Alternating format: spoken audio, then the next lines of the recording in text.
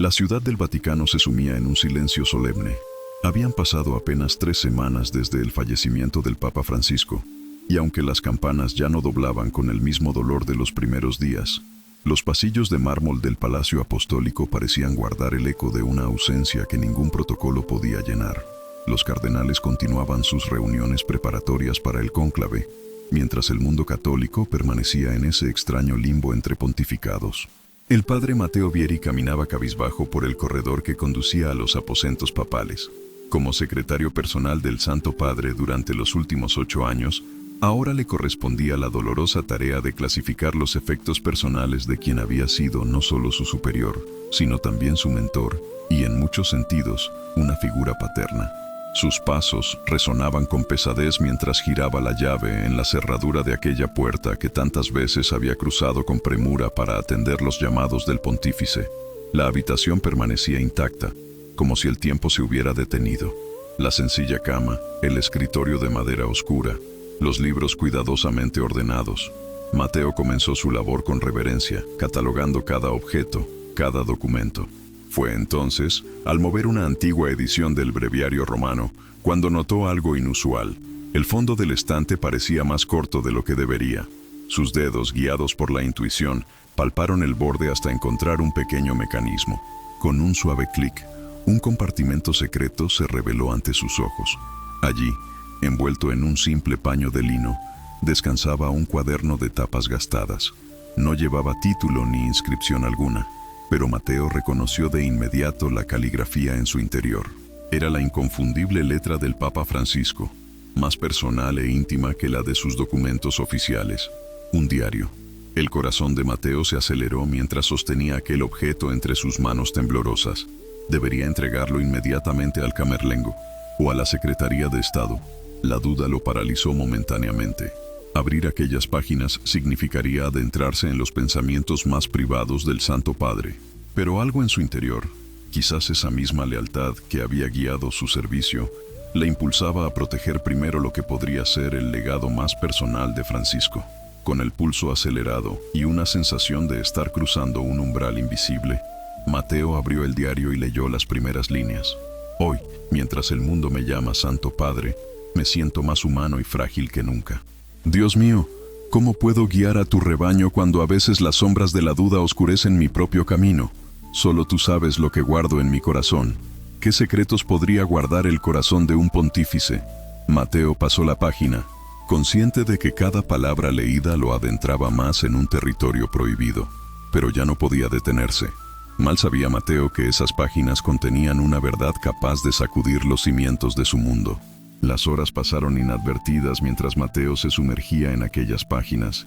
El diario no era un simple registro de actividades cotidianas, sino un profundo testimonio espiritual donde Francisco había plasmado sus reflexiones más íntimas sobre la Iglesia, la fe y su propio camino. Algunas entradas revelaban una sorprendente franqueza sobre las luchas internas del Vaticano, nombres de cardenales que se oponían ferozmente a sus reformas, y confesiones sobre momentos de profunda soledad en medio del esplendor papal. A veces siento que estos muros centenarios no solo protegen tradiciones, sino que también encierran verdades que deberían ver la luz. ¿Cuántos secretos más descansan en los archivos que nunca serán abiertos?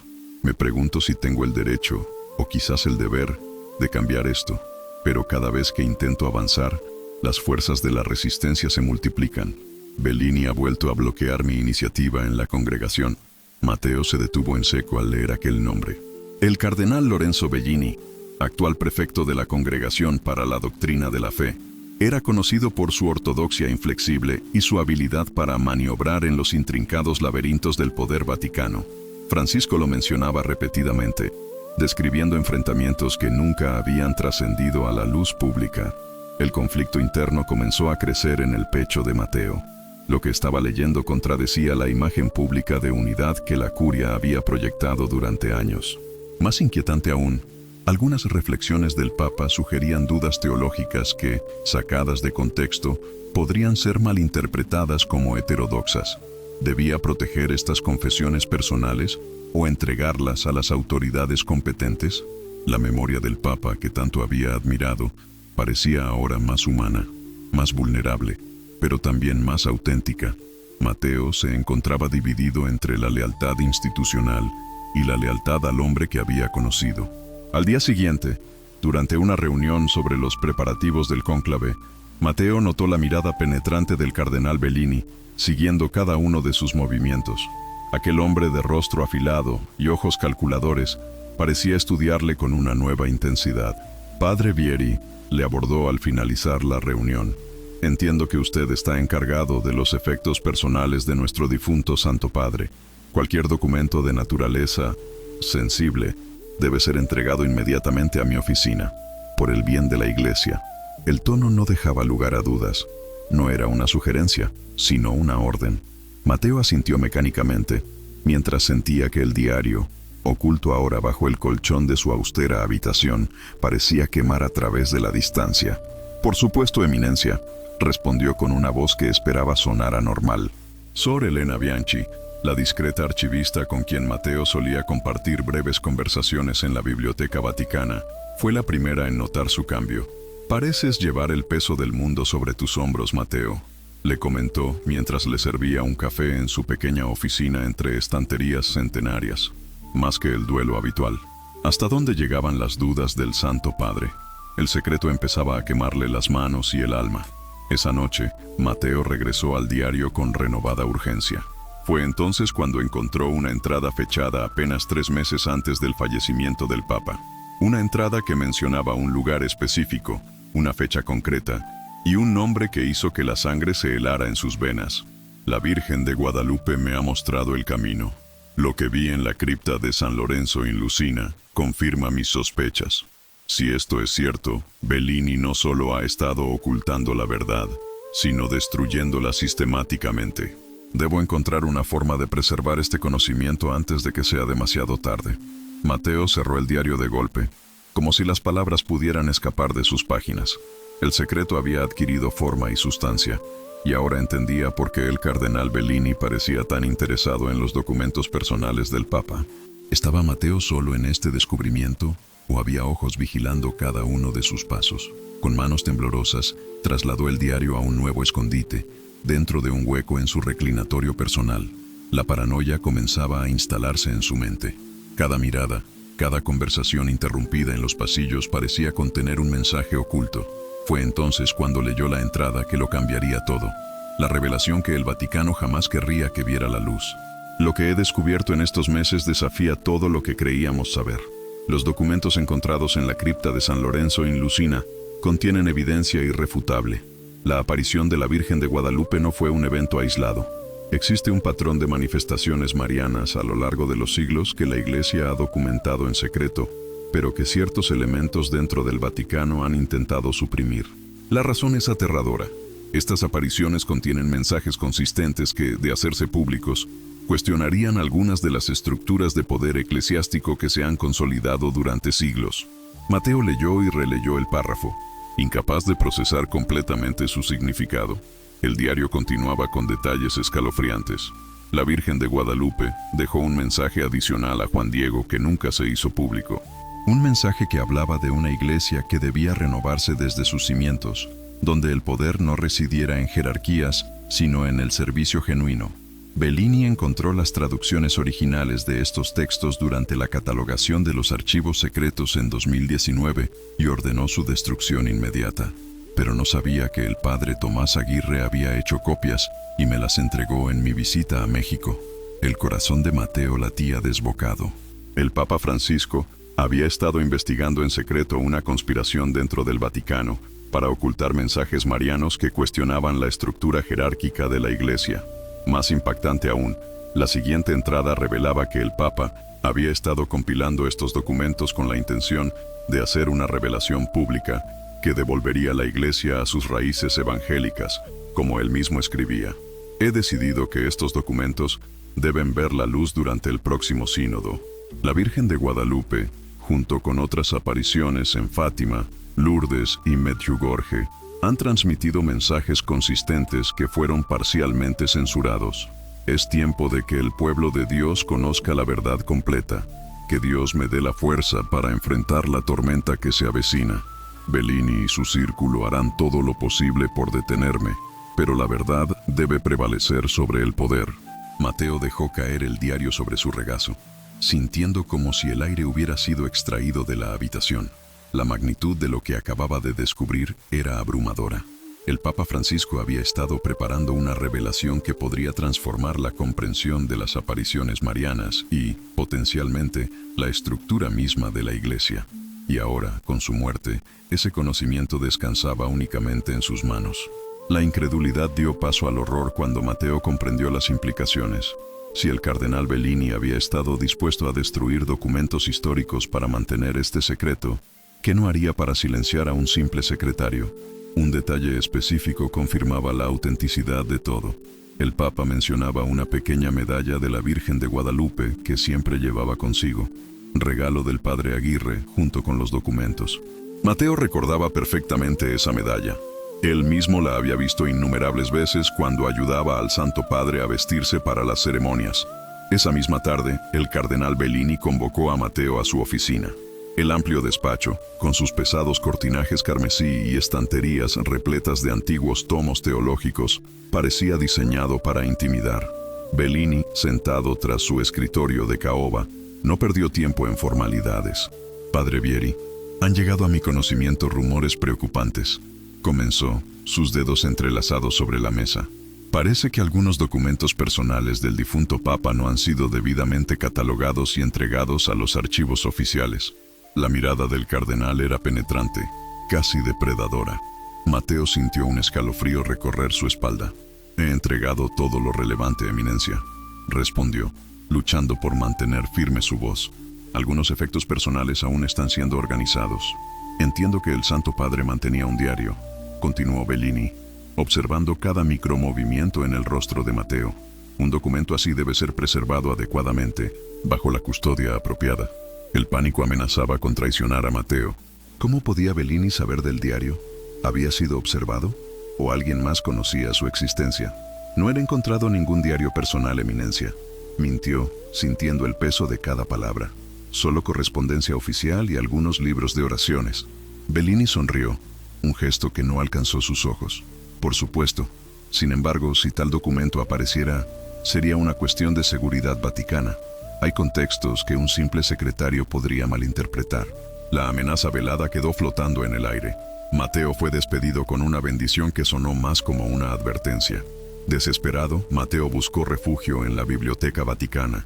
Entre los laberintos de estanterías encontró a Sor Elena, quien notó inmediatamente su agitación. «Algo te persigue, Mateo», susurró, cerrando la puerta de su pequeña oficina. «Y me temo que no es solo el duelo. ¿Cómo pudo el Papa guardar un secreto así durante toda su vida? ¿Quién más sabía? ¿Y qué estaban dispuestos a hacer para mantenerlo oculto? La verdad era una bomba de relojería, y el tiempo se estaba acabando. Con el corazón latiendo desbocado, Mateo sabía que tenía que actuar. La pregunta era, ¿cómo sobrevivir para contar la historia? «Elena, necesito tu ayuda», confesó finalmente Mateo, después de asegurarse que nadie pudiera escucharlos. «He encontrado algo que cambia todo». La archivista lo observó con una mezcla de preocupación y curiosidad. Tras décadas trabajando entre los documentos más sensibles del Vaticano, había desarrollado un sexto sentido para distinguir problemas ordinarios de verdaderas crisis. «¿Qué has encontrado exactamente?», preguntó, bajando aún más la voz. «El diario personal del Papa Francisco contiene revelaciones sobre apariciones marianas que han sido sistemáticamente ocultadas. Menciona específicamente a la Virgen de Guadalupe y documentos suprimidos por el cardenal Bellini, documentos que contienen mensajes que podrían transformar la Iglesia». Elena palideció visiblemente. Sus manos, arrugadas por los años de trabajo con antiguos manuscritos, temblaron ligeramente mientras se santiguaba. «La Virgen de Guadalupe», murmuró. «No es coincidencia». «¿Qué quieres decir?», preguntó Mateo, inclinándose hacia ella. «Hace 3 años, cuando catalogábamos los archivos del siglo XVI, encontré referencias a documentos adicionales sobre la aparición de Guadalupe que nunca fueron incluidos en los registros oficiales. Cuando lo mencioné al cardenal Bellini, los documentos desaparecieron al día siguiente. Me dijeron que había sido un error de catalogación». Elena hizo una pausa, mirando nerviosamente hacia la puerta. «Nunca lo creí». La confirmación hizo que el corazón de Mateo se acelerara. No estaba solo en esto. El Papa planeaba revelar estos documentos en el próximo sínodo, continuó Mateo. Creo que por eso no terminó la frase, pero el pensamiento quedó suspendido entre ambos. ¿Podría la muerte del Papa no haber sido natural? Necesitamos ayuda, dijo Elena finalmente. Conozco a alguien, el padre Joaquín Navarro, en el Pontificio Instituto de Estudios Marianos. Si alguien puede verificar la autenticidad de lo que has encontrado, es él. Esa misma noche, bajo el manto protector de la oscuridad, Mateo se deslizó fuera de su habitación con el diario oculto bajo su sotana. El Vaticano, normalmente bullicioso durante el día, adquiría una cualidad fantasmal después del anochecer. Cada sombra parecía esconder un potencial enemigo. Cada eco de sus pasos sonaba amplificado en los antiguos pasillos. El padre Joaquín los esperaba en una pequeña capilla cerca de la Piazza Navona.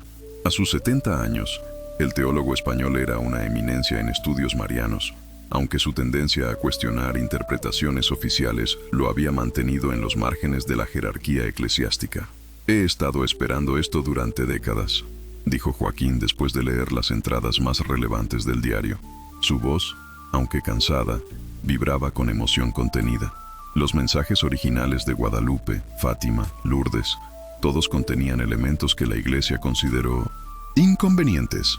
¿Qué tipo de elementos?, preguntó Mateo. Llamados a una iglesia sin jerarquías rígidas, donde las mujeres tuvieran roles de liderazgo, donde el poder fuera servicio y no dominio. Joaquín pasó sus dedos por las páginas del diario. La Virgen ha estado intentando guiar a la Iglesia hacia una renovación radical durante siglos, pero ciertos sectores han preferido mantener las estructuras de poder intactas. ¿Y el Papa Francisco descubrió todo esto?, preguntó Elena. No solo lo descubrió, respondió Joaquín, señalando una entrada específica. Estaba compilando pruebas. Miren esto. Menciona un archivo digital encriptado con copias de todos los documentos originales. Dice que lo escondió donde solo los humildes pueden encontrarlo. Los tres intercambiaron miradas. ¿Dónde podría estar ese archivo? Tenemos que encontrarlo antes que Bellini, dijo Mateo. El cónclave comienza en 5 días. Si Bellini es elegido papa, no necesitó terminar la frase. Los tres sabían que cualquier esperanza de revelar la verdad se desvanecería para siempre. Al día siguiente, mientras la ciudad del Vaticano se preparaba para el funeral oficial del Papa Francisco, Mateo notó algo inquietante. Estaba siendo seguido. Un hombre de traje oscuro y gafas de sol aparecía, casualmente, en los mismos lugares que él. La paranoia que había sentido antes ahora tenía forma humana. Esa tarde, al regresar a su habitación, encontró evidencia de que alguien había estado allí. Nada obvio, solo pequeños detalles. Un libro ligeramente desplazado, su breviario en un ángulo diferente. Buscó frenéticamente en su escondite. El diario seguía allí, pero ¿por cuánto tiempo estaría seguro? Mientras tanto, Elena y Joaquín trabajaban incansablemente para descifrar dónde podría estar el archivo mencionado en el diario. Donde solo los humildes pueden encontrarlo, era una pista críptica, típica del estilo del Papa Francisco. Debe ser un lugar accesible pero no obvio, reflexionó Joaquín. Un lugar que simbolice la humildad. Fue Elena quien tuvo la revelación mientras revisaban las rutinas diarias del Papa. La tumba de Pedro, susurró con los ojos brillantes. El Papa visitaba las excavaciones bajo la Basílica de San Pedro cada primer viernes de mes, solo, sin ceremonias. Siempre decía que allí, ante la tumba del pescador, recordaba el verdadero significado de su ministerio. La tumba del primer apóstol, un hombre humilde elevado a piedra angular de la iglesia. El simbolismo era perfecto. Acceder a las excavaciones no sería fácil. Desde la muerte del Papa, la seguridad se había incrementado en todo el Vaticano. Necesitarían una distracción, un plan y, sobre todo, valor para enfrentar lo que estaba en juego. Esa noche, mientras Mateo intentaba dormir, su teléfono vibró con un mensaje de un número desconocido. Sabemos lo que tienes. No estás solo. Mañana, 10 a.m., Fuente de Trevi. Busca al hombre con la guía de Roma. Ven solo. Mateo contempló el mensaje durante varios minutos, el corazón martilleándole en el pecho. ¿Una trampa de Bellini? ¿O realmente había otros aliados? No tenía forma de saberlo, pero el tiempo se agotaba y las opciones escaseaban. A la mañana siguiente, con el diario escondido en un compartimento secreto que Elena había preparado en un antiguo misal, Mateo se dirigió a la famosa fuente. El lugar bullía de turistas como siempre, cientos de personas lanzando monedas por encima del hombro, sacando fotografías y admirando la majestuosa escultura barroca. Perfecto para un encuentro discreto, imposible para una emboscada pública. Tras 20 minutos de espera, lo vio. Un hombre de mediana edad con una guía de Roma abierta, sentado al borde de la fuente. Nada en su apariencia resultaba llamativo. Vestimenta casual, gafas de sol, barba recortada. Podría haber sido cualquier turista, excepto por la forma en que sus ojos escaneaban metódicamente la plaza. Mateo se acercó con cautela, sentándose a pocos metros de distancia. «Hermoso día para visitar Roma, ¿no cree, padre?», dijo el hombre sin mirarlo directamente. «Especialmente cerca del agua», respondió Mateo con la frase convenida que había encontrado en el mensaje posterior. El hombre cerró su guía. «Me llamo Gabriel. Trabajé para la Secretaría de Estado durante 15 años, hasta que descubrí ciertas irregularidades en los archivos marianos. El cardenal Aguirre era mi contacto. El nombre del fallecido cardenal mexicano, mencionado en el diario como quien había entregado los documentos originales al Papa, confirmó la autenticidad de Gabriel. El Papa Francisco no murió de causas naturales», continuó Gabriel en voz baja. «Los análisis toxicológicos preliminares mostraron trazas de una sustancia que puede inducir un ataque cardíaco.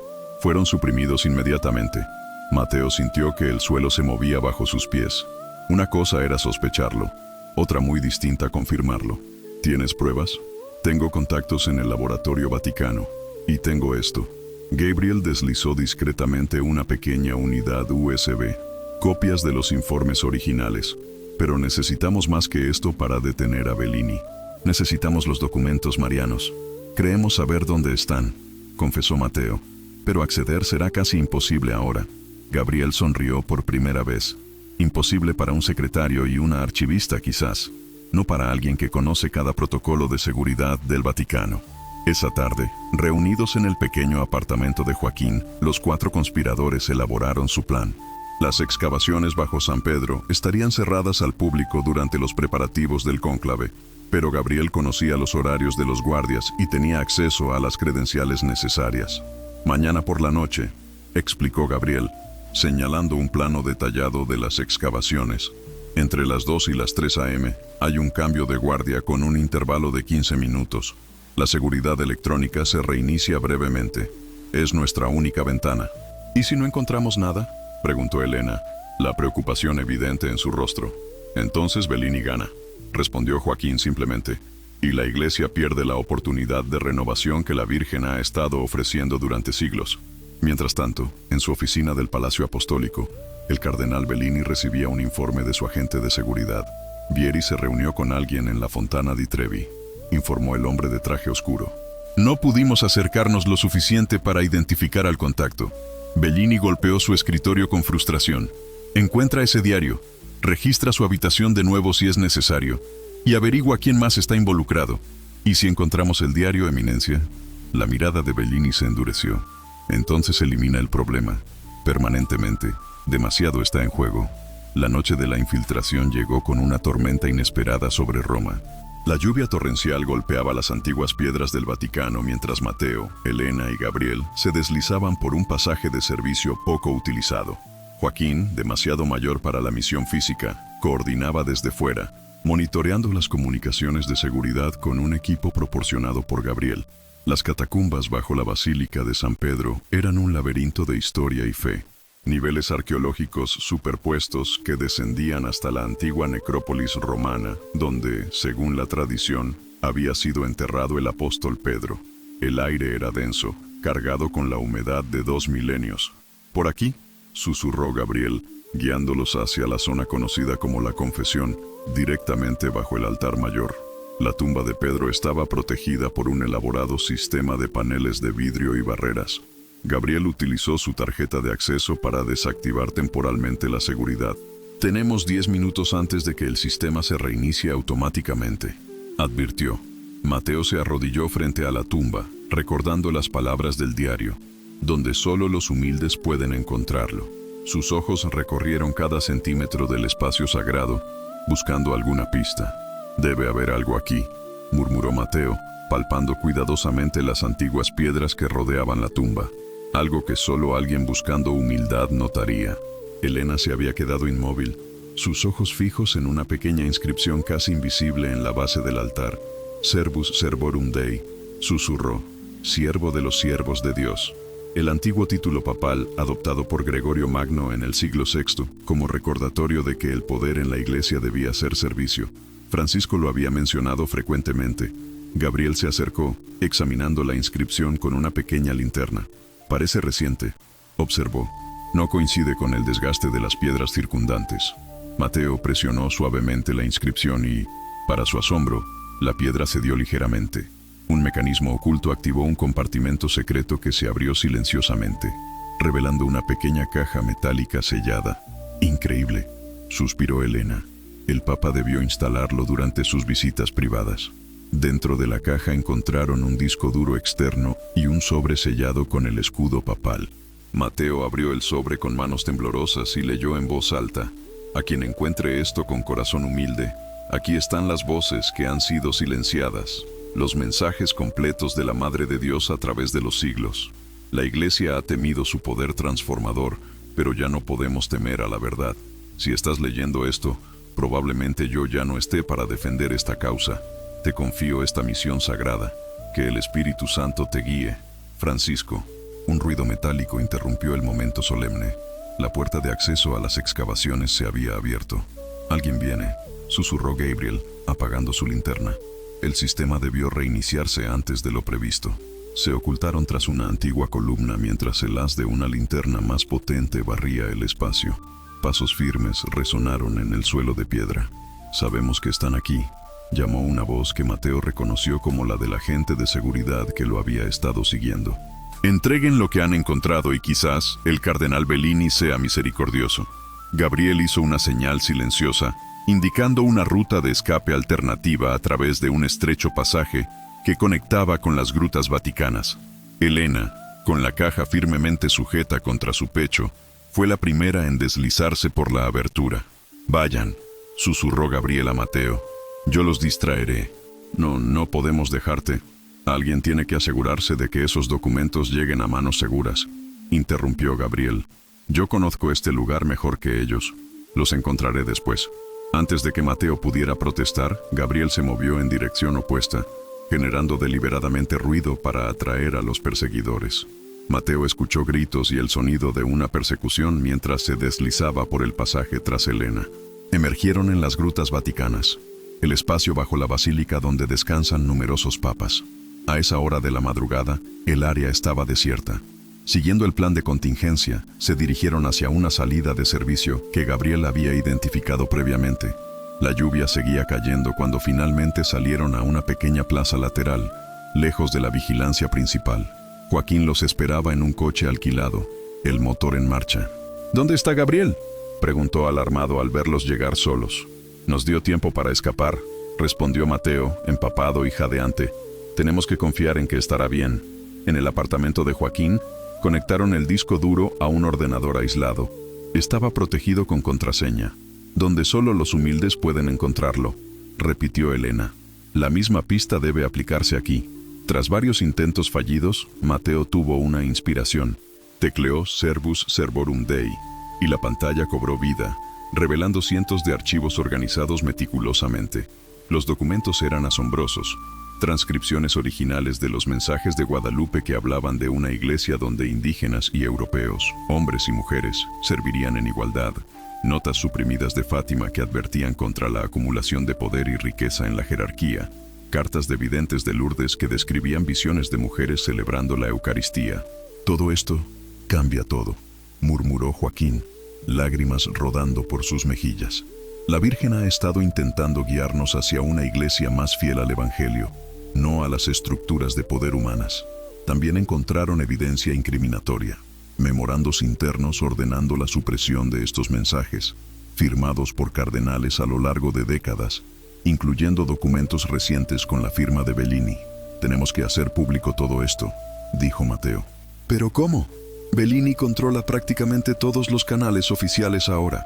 No todos, respondió Joaquín con una sonrisa enigmática. Durante años he mantenido contacto con una red de teólogos, periodistas y laicos comprometidos en todo el mundo. personas que han estado esperando este momento. El cónclave comienza mañana, recordó Elena. No tenemos tiempo que perder. Mientras preparaban un plan para difundir los documentos, el teléfono de Mateo vibró con un mensaje. Gabriel capturado. Bellini sabe que tienen los documentos. Van por ustedes. Cambien de ubicación inmediatamente. Amigo en seguridad.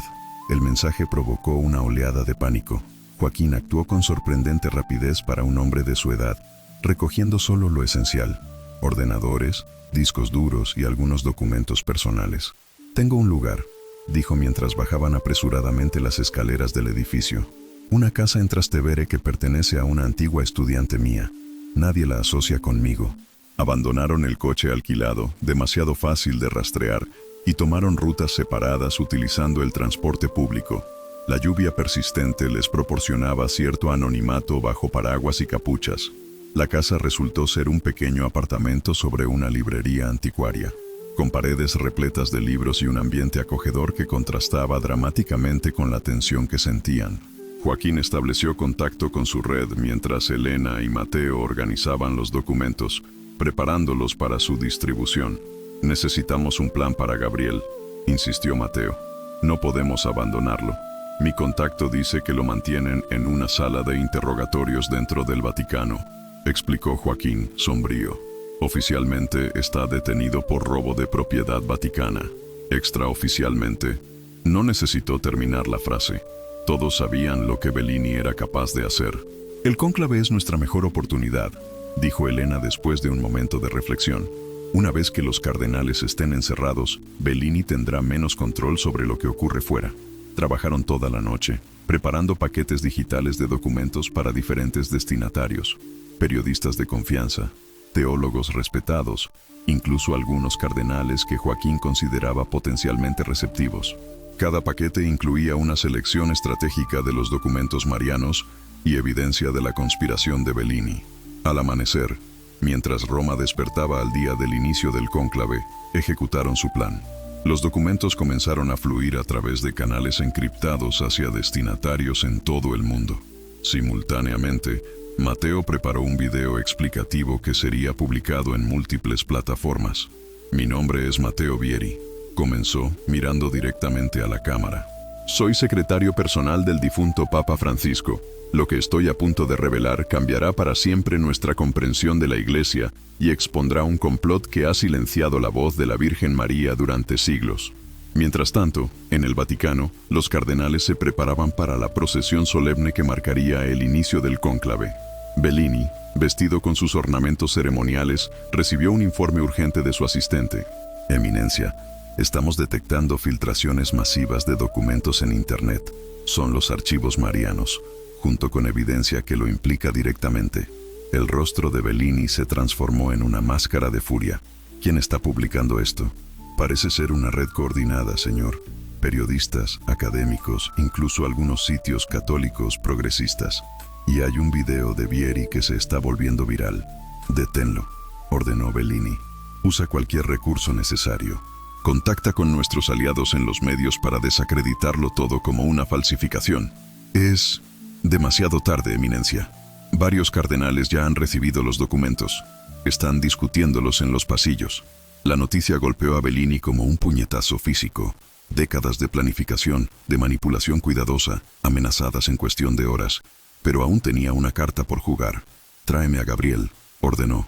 Usaremos su confesión para desacreditar todo esto. En Trastevere, el pequeño grupo monitoreaba el impacto de sus revelaciones. Las redes sociales estallaban con reacciones. Los medios católicos emitían boletines especiales y comenzaban a llegar mensajes de apoyo de figuras influyentes en la iglesia. Está funcionando, dijo Elena, apenas creyendo lo que veía. La gente está escuchando. Un mensaje encriptado llegó de uno de los contactos de Joaquín dentro del Vaticano. Conmoción entre cardenales. Muchos exigen explicaciones a Bellini. Algunos sugieren posponer cónclave para investigar acusaciones. Necesitamos más, dijo Mateo. Necesitamos que Gabriel esté a salvo y pueda testificar. Tengo una idea, respondió Joaquín, marcando un número en su teléfono. Pero requerirá ayuda de alguien con considerable influencia. Horas más tarde, mientras la tarde caía sobre Roma, una figura inesperada apareció en la televisión italiana. El cardenal Lombardi, decano del Colegio Cardenalicio, un hombre respetado por su integridad y moderación, ante las graves acusaciones surgidas hoy, declaró con voz firme: he ordenado, con el apoyo de la mayoría del colegio, una investigación inmediata. El cónclave se pospone hasta que se esclarezca la verdad. El señor Gabriel Accardi, detenido esta mañana, ha sido puesto bajo protección neutral de la policía italiana, no de la seguridad vaticana. La cámara se amplió para mostrar a Gabriel, visiblemente agotado pero ileso, de pie junto al cardenal. Confirmo la autenticidad de los documentos publicados hoy, declaró Gabriel, y estoy dispuesto a testificar sobre las acciones del cardenal Bellini, quien ordenó personalmente la ocultación de estos documentos y la persecución de quienes intentaron revelarlos. La declaración de Gabriel provocó una conmoción inmediata. Las cámaras captaron el momento en que varios cardenales abandonaban apresuradamente la sala, mientras otros se reunían en pequeños grupos, discutiendo con intensidad. En el apartamento de Trastevere, el pequeño grupo estalló en una mezcla de alivio y celebración contenida. Gabriel estaba a salvo, y la verdad comenzaba a abrirse camino. ¿Cómo lo lograste?, preguntó Mateo a Joaquín, asombrado por el giro de los acontecimientos. El anciano teólogo sonrió. El cardenal Lombardi fue mi estudiante hace muchos años. Siempre ha sido un hombre de principios, aunque cauto. Le envié personalmente los documentos más convincentes y le pedí que considerara su conciencia antes que la política vaticana. Pero esto es solo el comienzo, advirtió Elena. Bellini tiene aliados poderosos, dentro y fuera de la iglesia. No se rendirá fácilmente. Como confirmando sus palabras, los canales de noticias comenzaron a transmitir una declaración urgente del portavoz oficial del Vaticano, claramente alineado con Bellini. Lamentamos profundamente la difusión de documentos falsificados y manipulados con el evidente propósito de desestabilizar a la Santa Sede en este momento crucial. Una investigación preliminar ha confirmado que se trata de elaboradas falsificaciones.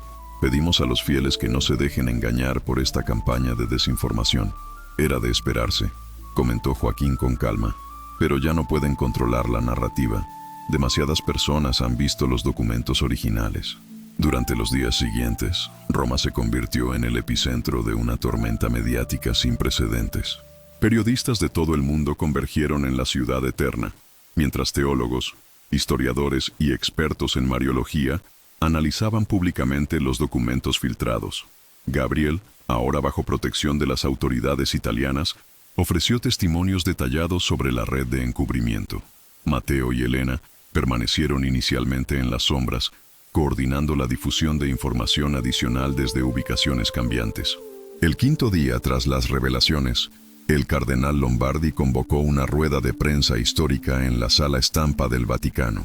Tras una exhaustiva investigación, anunció con solemnidad: un comité especial de cardenales ha verificado la autenticidad de los documentos marianos revelados recientemente.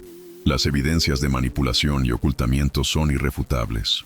Un murmullo recorrió la sala mientras Lombardi continuaba. El cardenal Bellini ha presentado su renuncia a todos sus cargos y se ha retirado a un monasterio para un período de reflexión. El cónclave se reanudará en 3 días, con un espíritu de humildad y discernimiento renovados. La noticia se propagó como fuego por la ciudad. Esa noche, miles de personas se congregaron espontáneamente en la plaza de San Pedro, muchas portando imágenes de la Virgen María y velas encendidas. Era una vigilia no convocada oficialmente, pero profundamente significativa. Mateo, Elena y Joaquín, finalmente reunidos con Gabriel, observaban la escena desde una terraza cercana. ¿Crees que la iglesia realmente cambiará?, preguntó Mateo, contemplando el mar de luces en la plaza. El cambio verdadero siempre es lento, respondió Joaquín, pero hoy hemos visto algo extraordinario. La verdad liberando a la iglesia de cadenas que ni siquiera sabía que llevaba. Los mensajes de María siempre fueron revolucionarios, añadió Elena, desde el Magnificat, anunciando que Dios derribaría a los poderosos y elevaría a los humildes. No es sorprendente que algunos temieran su voz completa. Gabriel, aún recuperándose de su breve cautiverio, señaló hacia la basílica iluminada. Miren eso, no son solo los progresistas o los tradicionalistas, son personas de todas las tendencias, unidas por algo más profundo que las divisiones políticas. El cónclave, cuando finalmente se reanudó, fue notablemente diferente al que se había planeado originalmente.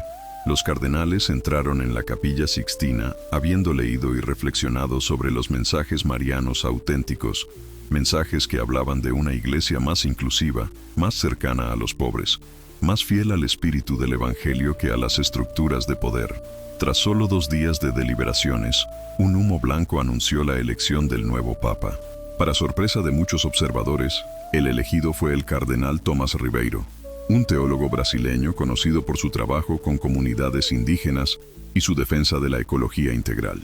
En su primera homilía como Papa Francisco II, Ribeiro anunció la formación de una comisión especial para estudiar en profundidad los mensajes marianos y sus implicaciones para la Iglesia contemporánea. Nombró a Elena como miembro de esta comisión, reconociendo públicamente su papel en sacar a la luz la verdad.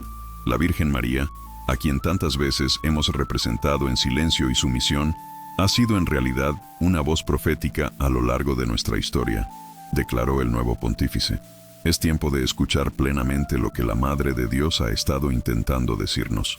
Semanas después, en una pequeña capilla de Trastevere, los 4 protagonistas de esta historia se reunieron para una misa privada. El celebrante era un sacerdote anciano, amigo de Joaquín, quien había seguido los acontecimientos con interés apasionado. La capilla, dedicada a Santa María in Trastevere, albergaba uno de los mosaicos más antiguos de la Virgen en Roma, representada como Theotokos, Madre de Dios, sentada en un trono junto a Cristo, casi como su igual. Bajo la suave luz que se filtraba por las vidrieras medievales, el rostro de María parecía cobrar vida, observándolos con una mezcla de sabiduría y compasión. Durante la homilía, el sacerdote reflexionó sobre el Magnificat. María proclamó que Dios derribaría del trono a los poderosos y exaltaría a los humildes. Hoy hemos sido testigos de cómo sus propias palabras, largo tiempo silenciadas, han cumplido esa profecía. Después de la comunión, permanecieron en silencio, cada uno sumido en sus propios pensamientos. Para Gabriel, era un momento de sanación después del trauma de su detención. Para Elena, representaba la validación de años de investigación y fe inquebrantable. Mateo sentía que finalmente había honrado la confianza que el difunto Papa había depositado en él.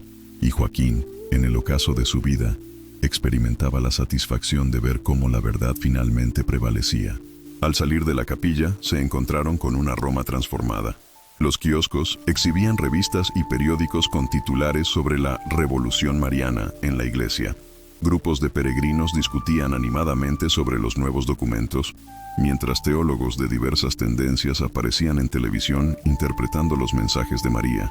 ¿Y ahora qué?, preguntó Gabriel mientras caminaban por las estrechas calles empedradas. Ahora viene lo más difícil, respondió Joaquín. La verdadera reforma. Cambiar estructuras es relativamente sencillo. Transformar corazones y mentes es el verdadero desafío. Elena asintió. La comisión apenas está comenzando su trabajo. Hay resistencia, por supuesto. Algunos sectores conservadores están cuestionando la autenticidad de los documentos, a pesar de todas las evidencias. Y Bellini sigue teniendo aliados, añadió Mateo. Puede que esté recluido en un monasterio, pero su red de influencia permanece activa.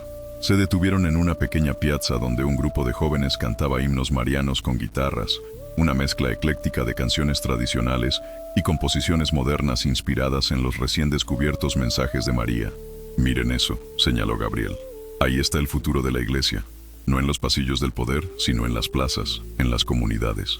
El Papa Francisco II me pidió que coordinara un proyecto de traducción y publicación de todos los documentos marianos en múltiples idiomas, comentó Elena.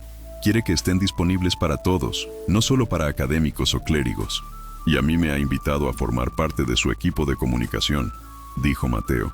Dice que la iglesia necesita voces que no teman a la verdad. Joaquín sonrió con satisfacción.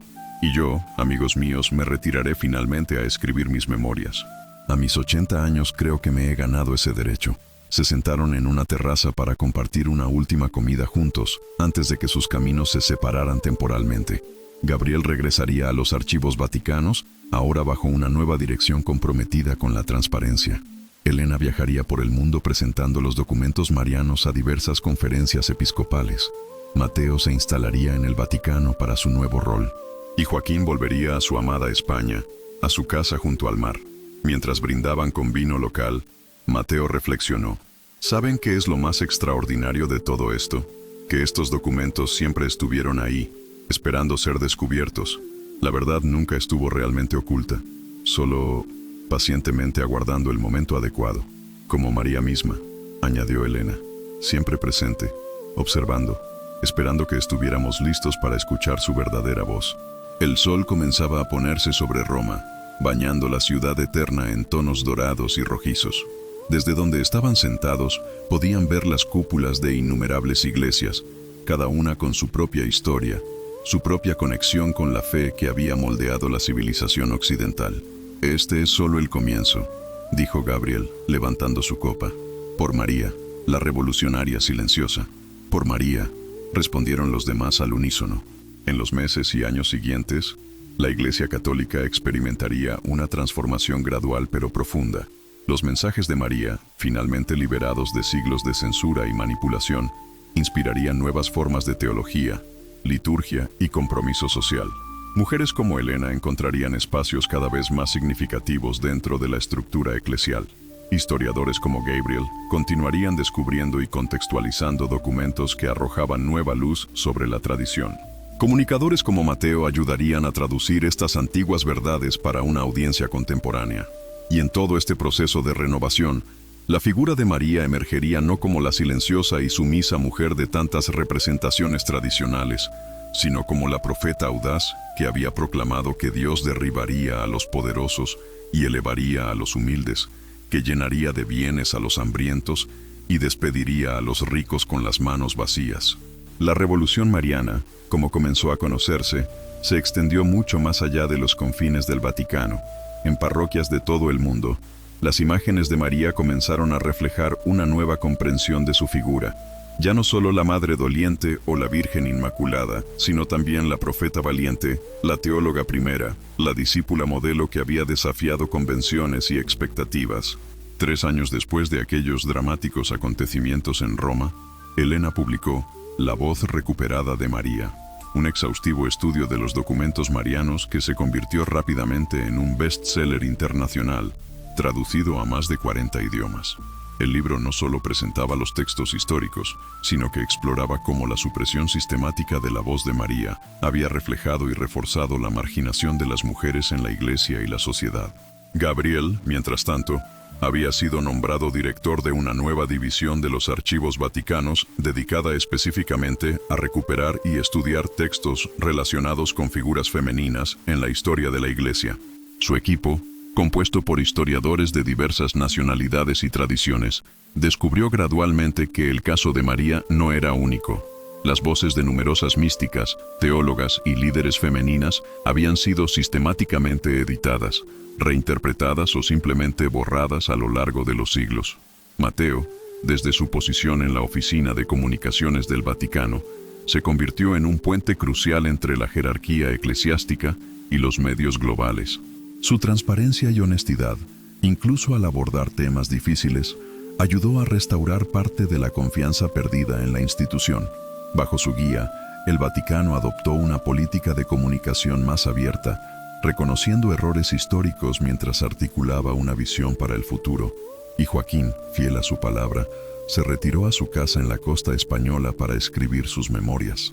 El Guardián de la Verdad se publicó póstumamente, pues el anciano teólogo falleció pacíficamente en su estudio, rodeado de sus libros, apenas una semana después de completar el manuscrito.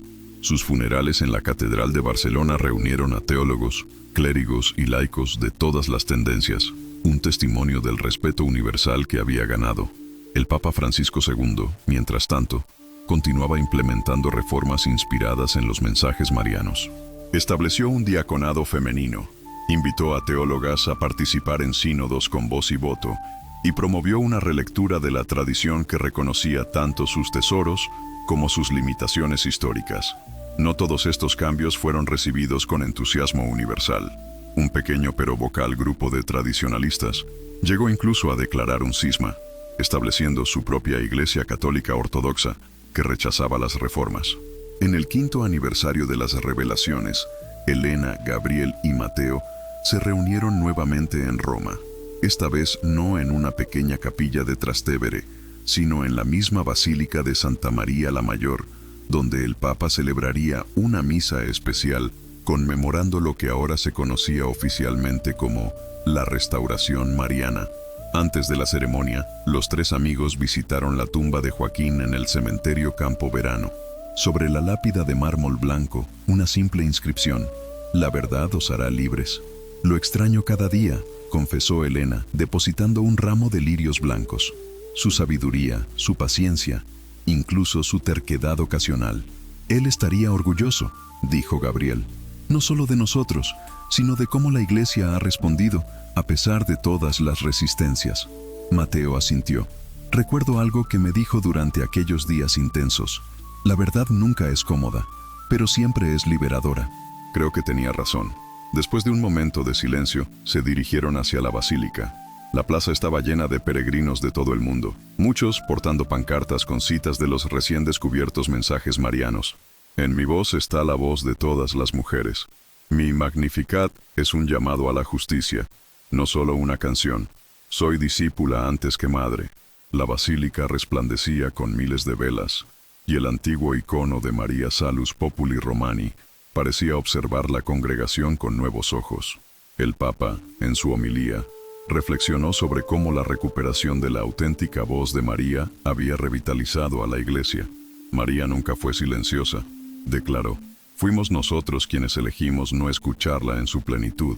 Hoy celebramos no solo la recuperación de textos antiguos, sino un nuevo compromiso de escuchar a todas las voces en nuestra Iglesia, especialmente aquellas que han sido marginadas. Después de la misa, durante la recepción en los jardines vaticanos, el Papa se acercó personalmente a los tres amigos.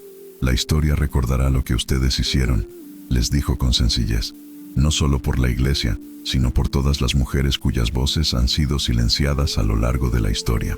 Esa noche, Elena, Gabriel y Mateo cenaron en el mismo restaurante de Trastevere, donde todo había comenzado años atrás. El local había cambiado poco, aunque ahora una pequeña placa en la entrada conmemoraba las reuniones que habían tenido lugar allí durante los días críticos de la revelación. «¿Alguna vez imaginaron que llegaríamos tan lejos?», preguntó Mateo, sirviendo vino en las copas. Elena sonrió. «Honestamente no. Había momentos en que temía que todo terminara en fracaso. O peor». «Yo tampoco», admitió Gabriel. «Pero creo que María sí lo sabía. De alguna manera, ella ha estado guiando todo esto desde el principio».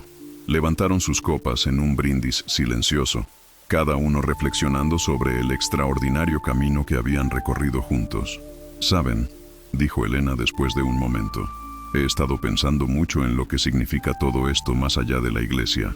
Los textos marianos no son solo relevantes para los católicos o los cristianos.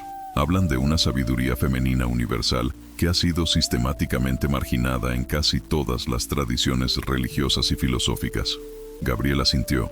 «Es cierto, desde que publicamos los documentos he recibido correspondencia de académicos judíos, musulmanes, budistas, todos identificando patrones similares en sus propias tradiciones. Figuras femeninas cuyas enseñanzas fueron diluidas, reinterpretadas o simplemente borradas. La semana pasada», añadió Mateo, «coordiné una conferencia interreligiosa sobre voces femeninas en las tradiciones espirituales. Vinieron representantes de 12 religiones diferentes. Fue extraordinario ver cómo encontraban puntos en común a través de esta experiencia compartida». El restaurante se había llenado gradualmente. En una mesa cercana, un grupo de jóvenes seminaristas debatía animadamente, sus voces ocasionalmente elevándose con entusiasmo juvenil. En otra, una familia con niños pequeños compartía una pizza. La vida continuaba, transformada pero reconocible. «¿Recuerdan cuando temíamos por nuestras vidas?», preguntó Gabriel con una sonrisa irónica. «Aquellas noches escondidos, las amenazas, la sensación constante de peligro». «¿Cómo olvidarlo?», respondió Elena. «Especialmente aquella noche en los túneles bajo el Vaticano. Nunca me había sentido tan vulnerable y a la vez tan determinada». «Bellini sigue siendo un misterio para mí», reflexionó Mateo. «Recibí una carta suya hace unos meses desde el monasterio donde está recluido. Sorprendentemente no estaba llena de amargura como esperaba. Escribió sobre un proceso de discernimiento que está atravesando. Me pregunto si realmente está reconsiderando sus posiciones o si es solo otra estrategia. El poder nunca se rinde fácilmente», comentó Elena. Incluso ahora hay fuerzas trabajando para reinterpretar los documentos marianos, para domesticarlos, para hacerlos menos revolucionarios de lo que son. Por eso nuestro trabajo no ha terminado, dijo Gabriel. La verdad necesita no solo ser descubierta, sino también protegida y nutrida. Mientras conversaban, una mujer mayor se acercó tímidamente a su mesa. Llevaba un ejemplar gastado del libro de Elena. «Disculpen la intrusión», dijo con acento que delataba su origen latinoamericano. «Pero no podía irme sin agradecerles. Soy Carmela. Vengo de un pequeño pueblo en Colombia. Toda mi vida me enseñaron que mi lugar como mujer era el silencio y la sumisión. Estos documentos, esta nueva comprensión de María, han transformado no solo mi fe, sino mi vida entera». Elena se levantó para abrazar a la mujer, visiblemente conmovida. «Gracias por compartir eso, Carmela. Son testimonios como el suyo los que nos recuerdan por qué todo esto valió la pena». Después de que Carmela se marchara con su libro ahora autografiado por los tres, permanecieron en silencio por un momento. «Eso», dijo finalmente Mateo, «es lo que Joaquín llamaría el verdadero milagro. No los documentos en sí, sino cómo transforman vidas reales». La noche avanzaba, y con ella llegó el momento de las confidencias más personales. Elena reveló que había recibido una invitación para dirigir un nuevo instituto pontificio para estudios marianos. Gabriel compartió que estaba considerando tomar votos como diácono permanente. Mateo confesó que, después de años de celibato, había comenzado una relación con una teóloga brasileña que había conocido durante la crisis. «La vida es impredecible», reflexionó Gabriel. «Hace 6 años, yo era simplemente un archivista meticuloso, contento con pasar mis días entre documentos antiguos, sin perturbar el orden establecido. Y yo una académica frustrada, convencida de que mis teorías sobre María nunca serían tomadas en serio», añadió Elena. «Y yo un periodista cínico que había perdido la fe en la institución que cubría», completó Mateo. «Y ahora mírenlos», dijo una voz familiar detrás de ellos. Se giraron sorprendidos para encontrar al cardenal Lombardi, el antiguo aliado de Joaquín que había arriesgado su posición para ayudarlos durante los días oscuros de la crisis. Ahora, como secretario de Estado del Vaticano, era considerado el segundo hombre más poderoso de la Iglesia. «Eminencia», saludaron poniéndose de pie. «Por favor, esta noche soy solo Antonio», dijo el cardenal, haciendo un gesto para que se sentaran nuevamente. «¿Puedo acompañarlos un momento?». Le hicieron espacio en la mesa y el camarero rápidamente trajo otra copa. «Joaquín estaría tan orgulloso», dijo Lombardi después de probar el vino. «No solo por los cambios institucionales, sino por cómo ustedes tres han crecido a través de esta experiencia. Usted también arriesgó mucho», le recordó Elena.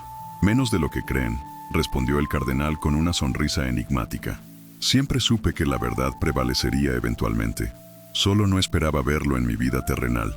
Conversaron hasta bien entrada la noche, compartiendo anécdotas sobre Joaquín, reflexionando sobre los cambios en la iglesia e imaginando lo que el futuro podría traer. «Saben», dijo el cardenal Lombardi mientras la velada llegaba a su fin, «mañana se cumple exactamente 1 milenio desde que los documentos marianos fueron escondidos.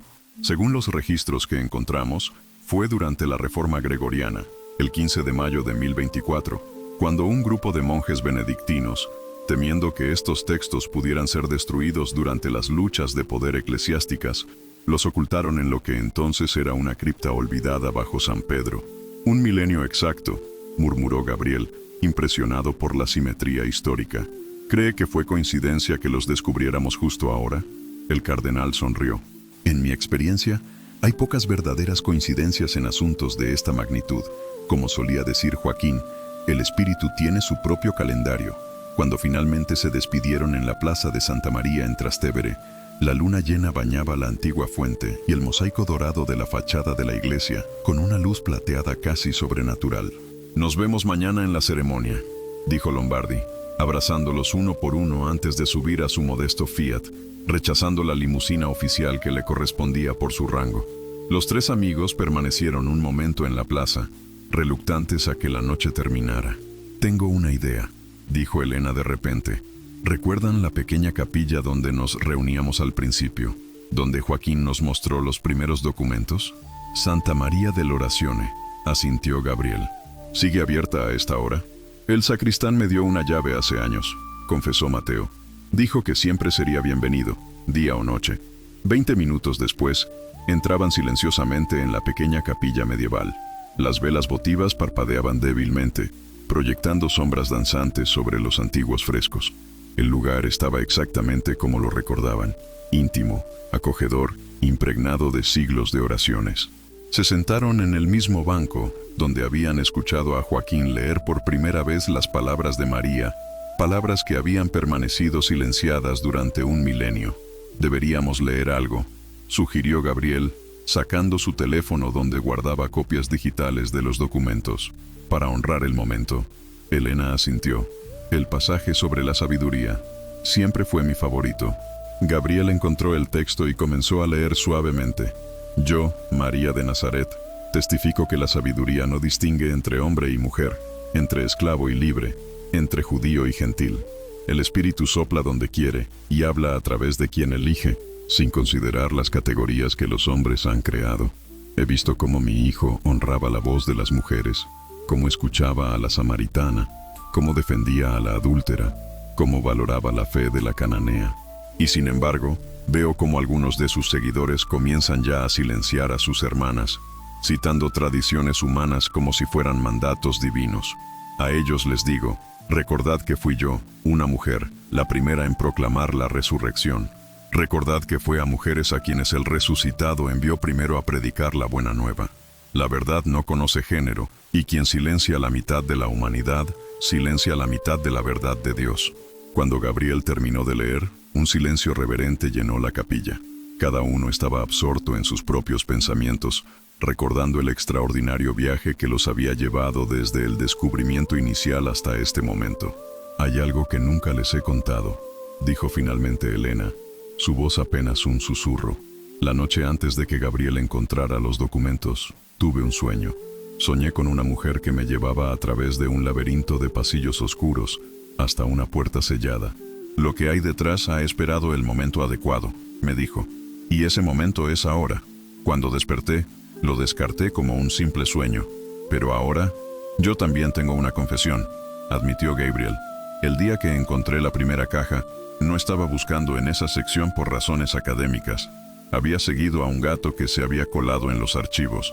Parecía saber exactamente a dónde iba, y me condujo directamente a la pared donde encontré la abertura oculta. Mateo sonrió. Y yo recibí una carta anónima que me dirigió hacia ustedes dos. Nunca descubrí quién la envió. Se miraron, una comprensión silenciosa pasando entre ellos. Algunas coincidencias eran demasiado perfectas para ser accidentales. Creo que fuimos elegidos, dijo Elena finalmente. No porque fuéramos especiales o particularmente virtuosos, sino porque cada uno de nosotros tenía algo que aportar. Conocimiento, acceso, comunicación. Y Joaquín fue nuestro guía, añadió Gabriel. El guardián que esperaba el momento adecuado. ¿Y María? Comenzó Mateo, pero se detuvo, incapaz de articular lo que todos sentían. En ese momento, un rayo de luz lunar se filtró a través del antiguo vitral, iluminando el modesto altar y el fresco medieval que representaba a María.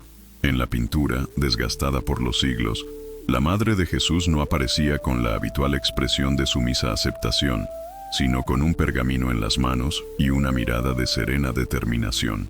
«Nunca había notado ese detalle», murmuró Gabriel, señalando el pergamino en las manos de María. «Es como si el artista supiera, quizás lo sabía», respondió Elena.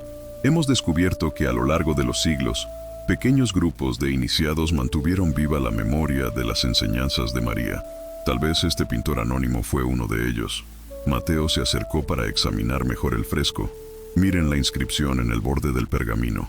Está casi borrada, pero parece decir, Veritas liberavit vos.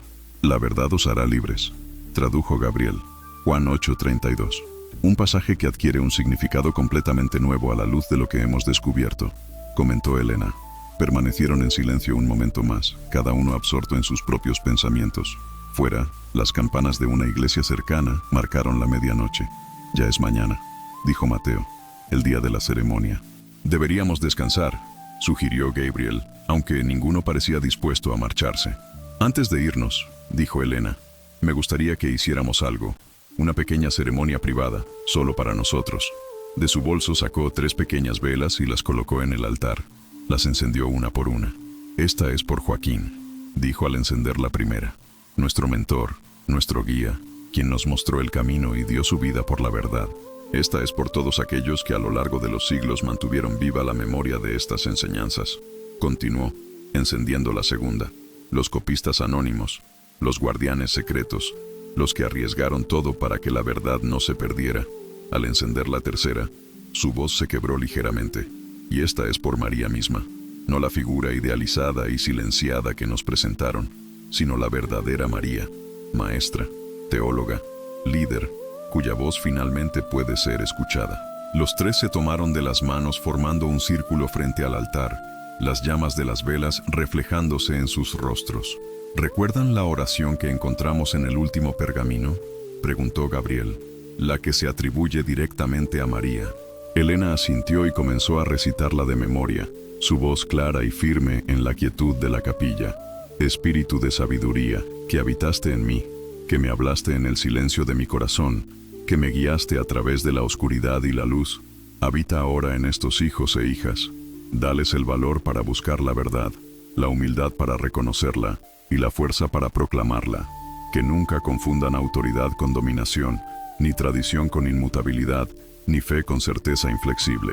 Recuérdales que el amor es el único mandamiento absoluto, que el servicio es la única verdadera grandeza, y que la comunidad es el único camino auténtico. Y cuando llegue el momento en que mi voz pueda ser escuchada nuevamente, prepara sus corazones para recibir palabras antiguas como si fueran nuevas, y para reconocer que la verdad, como el espíritu, nunca puede ser encerrada en tumbas de piedra. Cuando Elena terminó, las tres velas parecieron arder con más intensidad por un instante. Quizás fue solo una corriente de aire, o quizás algo más. Es hora de irnos, dijo finalmente Gabriel. Mañana será un día histórico. Salieron de la capilla en silencio, cada uno llevando consigo la serenidad del momento compartido. En la plaza desierta, bajo el cielo estrellado de Roma, se despidieron con abrazos. Hasta mañana, dijo Mateo. Hasta mañana, respondieron Elena y Gabriel al unísono. Mientras cada uno tomaba su camino, sabían que aunque la ceremonia oficial del día siguiente marcaría el reconocimiento formal de los documentos marianos por parte de la Iglesia, la verdadera transformación ya había ocurrido. No solo en las estructuras eclesiásticas o en las interpretaciones teológicas, sino en innumerables corazones y mentes que habían encontrado en las palabras de María un nuevo camino hacia una espiritualidad más inclusiva, más compasiva y más auténtica. Y mientras Elena caminaba por las antiguas calles de Roma hacia su hotel, le pareció escuchar un eco lejano, como un susurro llevado por el viento nocturno. La verdad nunca puede ser encerrada en tumbas de piedra. Sonrió. El milenio de silencio había terminado, y un nuevo capítulo estaba a punto de comenzar.